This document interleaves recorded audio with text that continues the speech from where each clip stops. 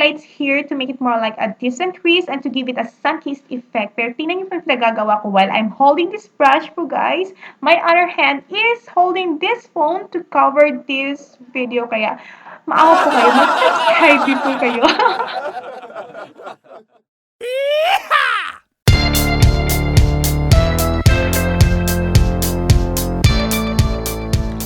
Guys, welcome back to my channel. Today's gonna be different kasi po magpi-painting vlog po ako. And today, I'll show you my materials that I will use on painting. Here is my oil paint, brushes, my linseed oil, and this is my canvas on white.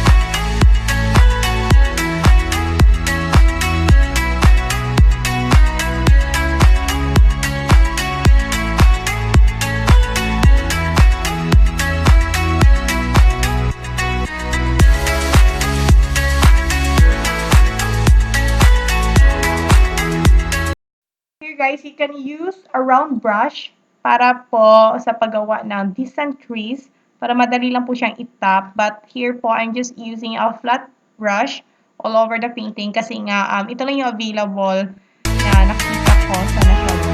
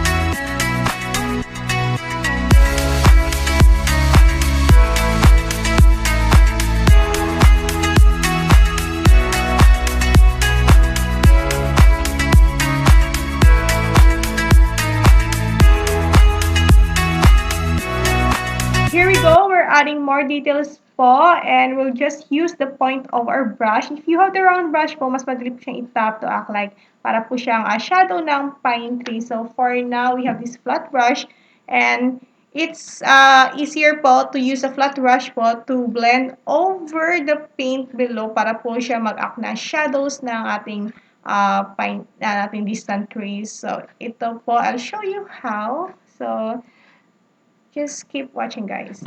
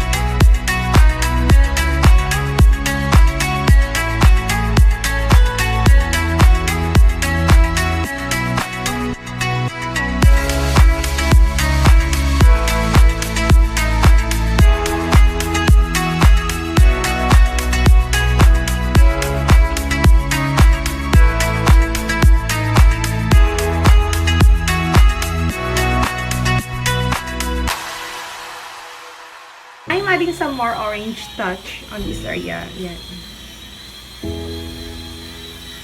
So, konti lang para siya mag-mukhang sun kiss.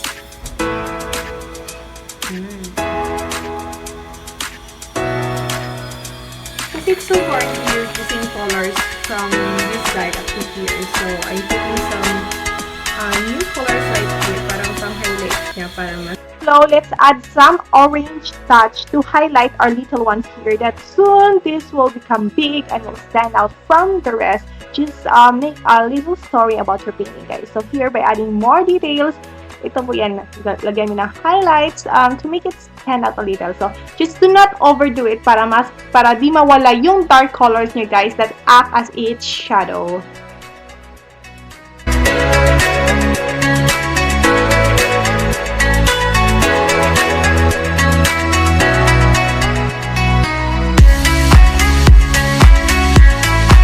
And for this side here, let's make a story. Parang let's create a bushes that parang mukha siyang distant grasses And make sure it's lighter from below. Ito, this is how you do it. Para mas makita yung pagka-brush niya in distance. Look at it, guys. Right. This time. Okay, make it more.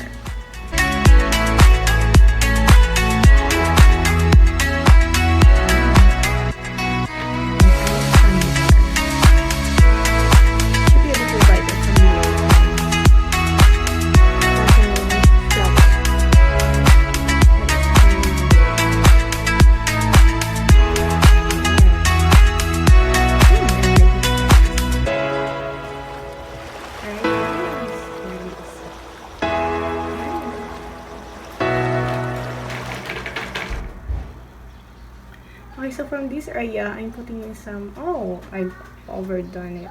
Wait. So for our tree here, it's like the main character of our painting. So by adding highlights, it will stand out from the rest. And with this talagang hindi ko na alam yung pinagagawa ko dito kasi tinatabunan ng phone. Hindi ko masyadong makita at sobra pa po ito sa multitasking, guys, because while I'm holding this brush, my other hand is holding camera, guys. So, how's that just to cover this video? Hindi pa ba kayo magsasubscribe? Okay, just kidding, guys. Okay, so let's get serious in a second. Talagang mahihirapan talaga ako na mag-paint ito kasi hindi ko alam kung ano yung tinatap ko ng brush. Kasi nga tinatabunan ng phone, hindi ko masyadong makita. Okay, so let's look at the other side kasi kaya parang ang gulo ng ano ko ng camera yung pauyog-uyog hindi muna sana hindi kayo mahilo, guys. So look, hindi naman halatang ang hirap pala maging seryoso, guys. Kasi dito, I'm just playing with my brushes and the colors. Talagang tinatap-tap ko lang yung colors. And just make sure dito sa baba banda, do not overdo the highlights para mas stress pa rin yung dark shadows niya para in distant, tingnan nyo. Yan, para mas mukha siyang malayo in distant. Yan. Tingnan nyo, hindi halatang wala pa akong ligo. Okay, putting some more. Where else? Here. Hindi ko agad na-focus. See, guys. Ako gusto mo lang ito. Right? Ano ba ito gagawa, diba? Ang ingay ng video sa kabila. Wala kasi si Ashton.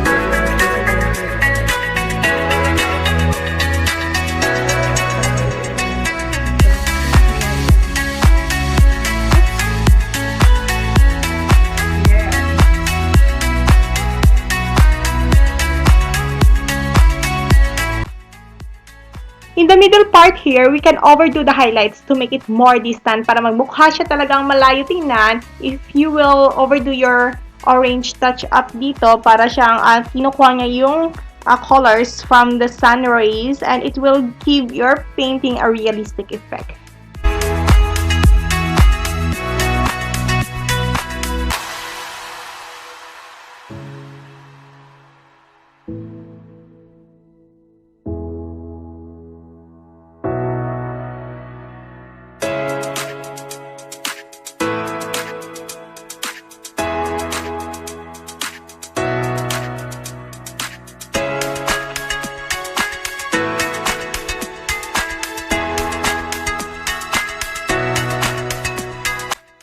So guys, from our little grasses here, let's add some more highlights para mas mag-stand out yung colors niya.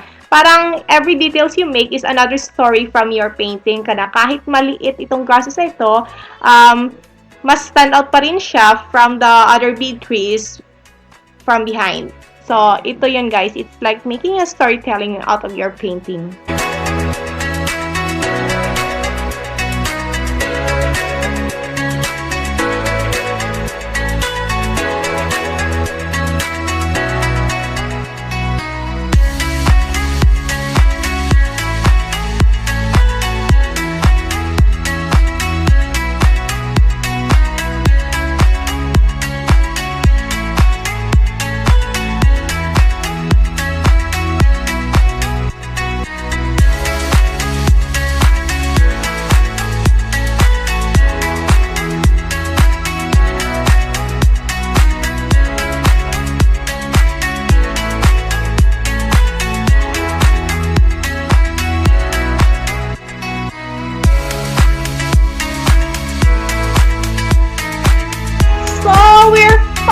done, guys. At makakapaghinga na din ako. Yes, hindi ba kayo nahilo dun sa kaka-video ko kanina ng close-up details? Talagang ang gulo no, pang pauyog-uyog yung camera. But that's okay, guys. So, since this is my first painting vlog, and for this sunset painting, I'm so happy to say a story like, have you ever seen a deep night sky falling over the last light of the sun? So, if you like my work, guys, just click on subscribe below and hit the notification bell para makakita niyo yung more paintings ko soon. So guys, this is all for now and thank you for taking your time watching my first painting vlog.